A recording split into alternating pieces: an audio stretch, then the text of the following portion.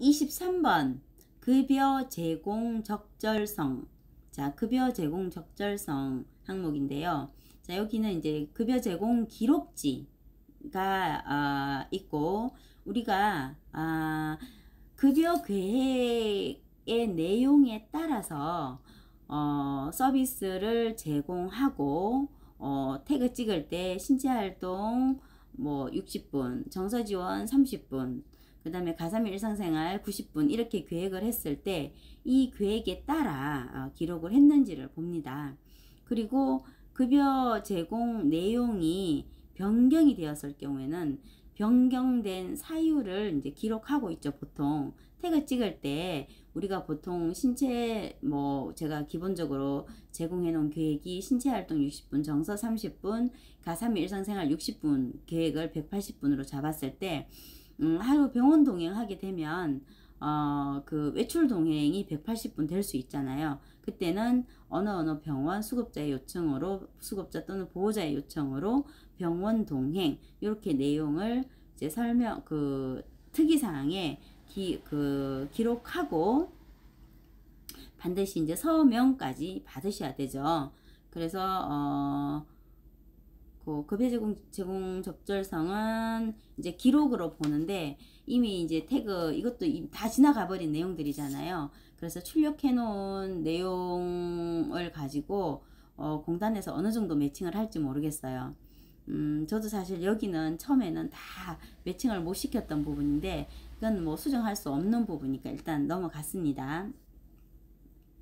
지금 이제 저희가 이번 평가를 하고 나서 모니터링 하는 것은 우리가 급여 제공 계획을 수급자별로 다 한번 이렇게 체크리스트를 만들어서 요양보호사님들이 태그 찍을 때 이 시간대로 태그를 찍는지를 한번 모니터링을 하고, 이게 많이 차이가 나는 경우는 한 달치를 모니터링해서 요양보호사님에게 왜 신체활동이 60분, 정서지원 30분인데 신체활동이 90분이고 뭐 이렇게 정서지원이 10분밖에 안 됐다 이럴 경우에는 왜 그러냐 이렇게 한번 이제 사례 회의를 하게 돼요. 그래서 회의를 해서 정말 우리가 서비스 계획한 내용대로 요양보호사님이 서비스하지 않고 다른 내용이 있다면 요양보호사님과 사례회의를 해서 다시 급여 계획을 이제 하게 됩니다.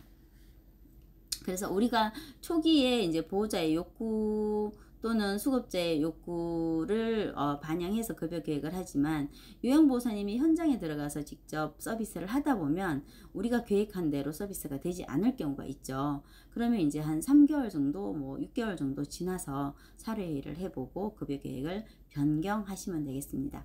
자, 우리가 하는 급여 계획은 한번 해놓으면 영원 불변, 절대 변하지 않는 그런 내용이 아니에요. 우리의 급여 계획은 언제든지 회의를 통해서, 사례회의를 통해서 또는 수급자의 욕구를 반영을 해서 다시 계획을 할 수 있는 변경 가능한 계획이에요. 그래서 언제나 수급자와의 어떤 소통, 요양보호사님과의 소통이 이제 중요하고, 우리가 급여 계획한 대로 태그를 찍는지 모니터링 하는 것도 우리의 기관의 의무 중에 하나라고 보시면 되겠습니다. 그래서 이거는 지금 준비할 수 있는 건 아니고 이제 평상시에 꾸준히 이제 해놓으신 걸 그때 마지막으로 이제 평가를 받는 내용이기 때문에 지나간 거는 놓으시고 지금부터 우리가 계획해 놓은 대로 요양보호사님이 찍는지, 그 수급자 명단이 있었잖아요. 수급자 명단 만들어 놓은 거에 따라서 수급자 명단별로 제공 내용을 체크해 보고 또 요양보호사님이 태그 찍은 내용을 체크를 해서 크로스 체크 해가지고 맞는 것은 괜찮은데 맞지 않는 것은 왜 어떤 이유 때문에 이러냐, 요양보호사님이 이해를 못해서 그런 건지 또는 서비스의 내용이 실제로 바뀌어서 그런 건지 요양보호사님하고 사례회의를 통해서 변경하시면 되겠습니다.